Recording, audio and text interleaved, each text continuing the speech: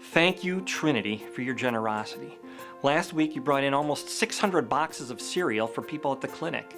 And this week, it's slippers and shoes for Wings and Chicago Hope Church, families and students that really need them. As we head towards Thanksgiving and reflect on the blessings that have been bestowed upon us, it's appropriate that next week we share with those who've served our country in the military. Next Sunday is Veterans Day, and we're collecting household goods for veterans who are exiting homelessness and moving into apartments and home settings. The U.S. Department of Housing estimates that over 39,000 veterans are homeless on any given night.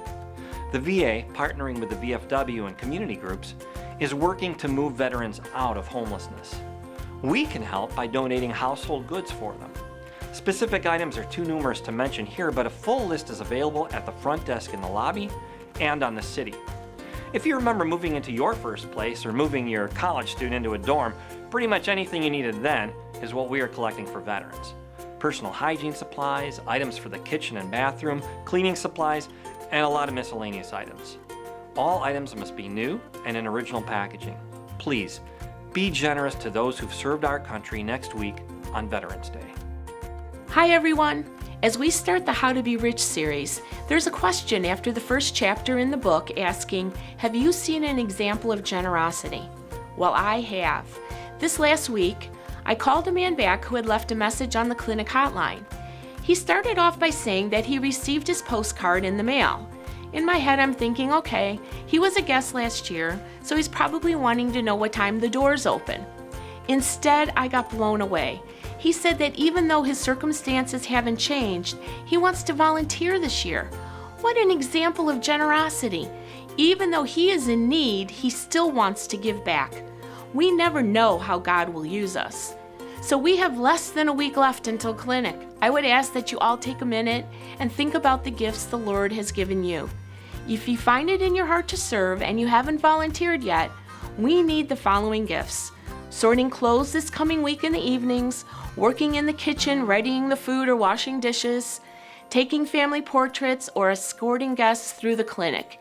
If you can't commit now, just arrive on Saturday by 8:15 a.m. to get registered and enter in the preschool doors.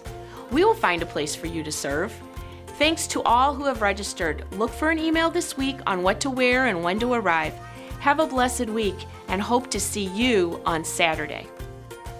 You've probably noticed the days are getting shorter, the nights longer, and the temperatures are dropping. With cold weather on the way, the community care team at Trinity has started a new winter program. We're offering snow removal for our neighbors who can't do it for themselves. Tim, how about some winter ambiance? That's good. The community care team is looking for volunteer snow shovelers to make a commitment to help neighbors in need. We'll put together teams of 4 to adopt a home for the season. That way, we'll have enough helpers to accommodate different schedules and still enable us to respond quickly. Donated snowblowers will be available to borrow at Trinity. Please send an email to communitycare@trinityroselle.com or sign up on the Volunteer Up website. You can find that link on the city or the Trinity website.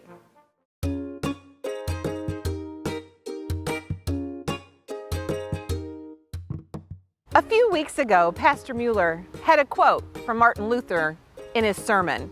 Something like, "Even if I knew that tomorrow the world would go to pieces, I would still plant my apple tree."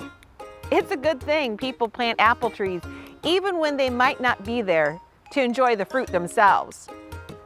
What if folks in the 80s looked at the idea of a family life center and said, "I can't imagine we'd ever use a room like that"? What if folks 11 years ago said, "Why should we do a clinic? I can't imagine people in DuPage County coming all the way to our building"? Makes me wonder about today. What should we imagine?